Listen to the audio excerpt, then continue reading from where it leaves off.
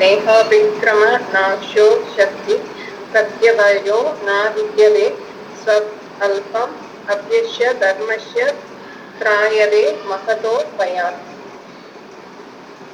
அதாவது நம்மளோட மனித வாழ்வுல வந்து நோக்கம் வந்து தன்னுணர்வு பெறுவதுதான் முக்கியமான நோக்கம். தன்னுணர்வு அப்படின்னா கிருஷ்ண பக்தி மூலமா தான் நம்மளால வந்து தன்னுணர்வு பெற முடியும். ஸோ கிருஷ்ண பக்தினா என்னது அப்படின்னா நம்மளோட புலன்களை எல்லாம் வந்து அடக்கிட்டு கிருஷ்ணாவுக்கு கொண்டு செய்யறது மட்டும்தான் கிருஷ்ண பக்தி.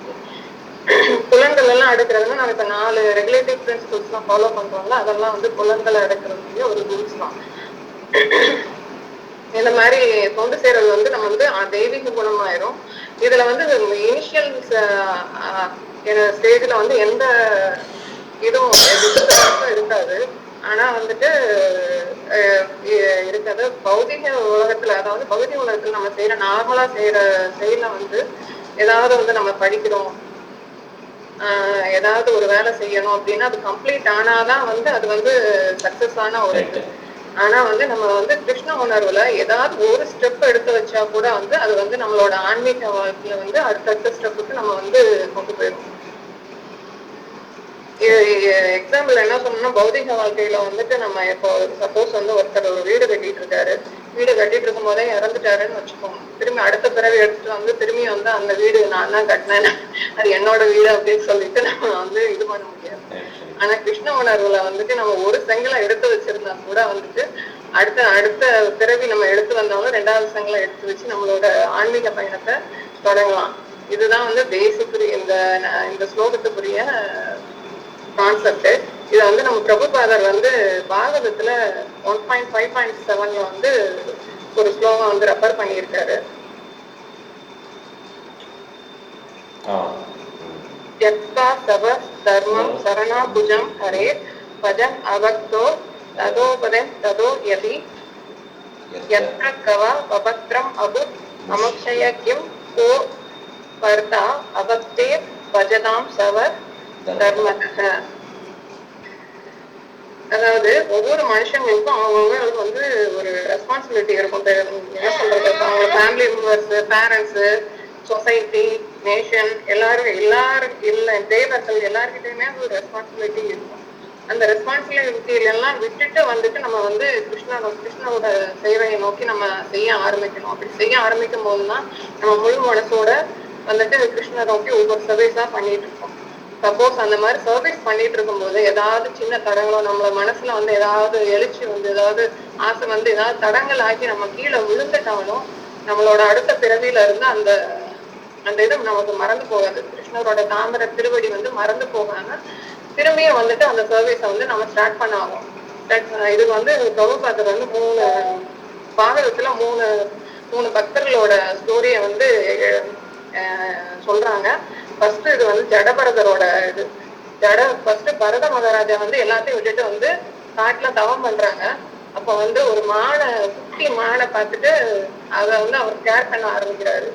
ஸோ அதோட நினைவாவே இருந்து அவர் இறந்து போனதுனால அடுத்த ஜென்மத்திலேயே ஒரு மானா பிறந்திருக்காரு.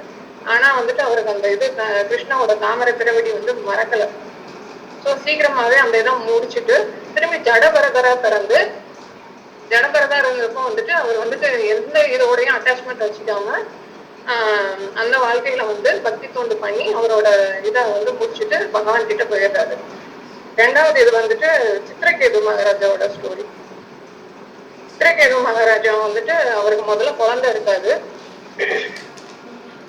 அப்புறம் வந்துட்டு ஒரு முனிவரோட ஆசையினால குழந்தை பிறக்கும் மனைவிக்கு. ஸோ மற்ற மனைவிகள்லாம் என்ன பண்ணுவாங்க, பொறாமைப்பட்டு அந்த குழந்தைய விஷம் வச்சு கொண்டுருவாங்க. விஷம் வச்சு கொண்டதுனால வந்துட்டு அவர் ரொம்ப வருத்தத்துல இருந்து சூசைட் பண்ணிக்கணும்னு நினைப்பாரு. அப்ப வந்துட்டு நாரதரும் இன்னொரு முனிவரும் வந்துட்டு அந்த குழந்தைக்கு உயிர் கொடுப்பாங்க. அந்த குழந்தை வந்து நீங்க வந்து எனக்கு அப்பா கிடையாது, இந்த இதுல வந்து நீங்க எனக்கு அப்பா, போன இதுல நீங்க அப்பா அம்மாவா இருக்கலாம், இப்ப இந்த இதுல வந்து நீங்க எனக்கு அம்மா அப்பா கிடையாது அப்படின்னு சொல்லிட்டு இது பண்றப்போ அந்த முனிவர்கள் வந்து உயர்ந்த ஞானத்தை கொடுப்பாங்க. ஸோ வந்து அதாவது ஃபேமிலி, குழந்தைங்க, அம்மா அப்பா அப்படின்னு சொல்லிட்டு எதோடய அட்டாச்மெண்ட் வச்சுக்க கூடாது. நீங்க உங்களோட இது வந்துட்டு கிருஷ்ணருக்கு கொண்டு செய்யறது மட்டும்தான் உங்களோட வேலை. அப்படின்னு சொல்லவும் அவர் வந்துட்டு அதுக்கப்புறம் வந்துட்டு அந்த அந்த இதை ஏத்துக்கிட்டு அவர் வந்து இது பண்ணி மேலோகத்துல வந்து அவர் இருப்பாரு.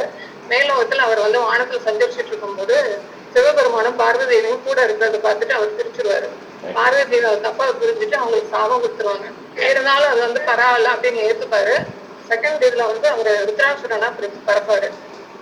ருத்ராசுரனா பிறக்கிறப்போ என்ன ஆகும்னா, அவரு இந்திரனை கொல்லணும் அப்படின்னு சொல்லிட்டு அவருக்கு வந்து யாரு அப்படின்னு சொல்லிட்டு அவரோட சண்டை போட்டுட்டு இருப்பாரு. அவர் எப்ப வந்து இந்த ஒரு ருத்ராசுரனை கொல்லவே முடியாது. அப்ப வந்துட்டு ஒரு முனிவர் கிட்ட, யாரு முனிவர் பேர் எனக்கு தெரியல, தரிசி முனிவர் தரிசி விஷ்ணு வந்து சொல்லியிருப்ப, நான் அவர்கிட்ட இருந்துதான் வந்து உனக்கு ஆயுதம் கிடைக்கும், அவரோட எலும்புல இருந்தா கிடைக்கும்னு சொல்லி இது பண்ணியிருப்பாங்க. அவர் வந்து வைஷ்ணவ முறைப்படி அவர் வந்து உயிரை விட்டுறதுனால அந்த ஆயுதம் அவங்களுக்கு கிடைக்கும். அந்த ஆயுதத்தை பார்க்கவும் வந்து ருத்ராசுரனுக்கு அவருக்கு தன்னுணர்வு பெற்றுவாரு. ஓகே, நம்ம வந்து வைஷ்ணவர், நம்ம வந்து கிருஷ்ணர்கிட்ட போகணும் அப்படின்னு சொல்லிட்டு அப்புறம் அதுக்கப்புறம் சண்டை போட்டு அவருக்கு இந்திரனுக்கெல்லாம் வந்துட்டு அட்வைஸ் பண்ணி அவர்கிட்டே வந்து அவர் வந்து கழுத்தை வெட்டி இறந்ததுக்கு அப்புறம் வந்துட்டு அதுக்கப்புறம் ஆன்மீக லோகத்துக்கு போயிடுவாரு. அப்புறம் அஜாமலன் ஸ்டோரி இதுல வந்து அஜாமலன் ஸ்டோரி தான் முக்கியமான ஸ்டோரி.